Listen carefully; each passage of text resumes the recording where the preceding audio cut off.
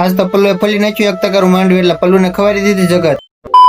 તો એમાં થયું એવું કે હાંજના વાગી ગયા હતા 4 ને હું આવી ગયો તો વાડીએ આવ્યો કાં તો 2 કબૂતર બાકાજી કે બોલાવતા હતા. મને થયું નાઈટમાં ડખો થયો લાગે છે. હવે આપણે કામે લાગી જાય નકર આપણે હવે ઘરે ડખો થાય છે. તો કામમાં તો કાંઈક એવું છે ને કે માંડવીના પાથરા ખેતરમાંથી બહાર કાઢવાના છે. પછી તો હું એક પાથરો લઈને કરી દીધું બહાર કાઢવાનું ચાલુ. 2-3 કપાસની ડાળીઓ ભાંગી નાખી પણ કામ પૂરું કરી નાખ્યો.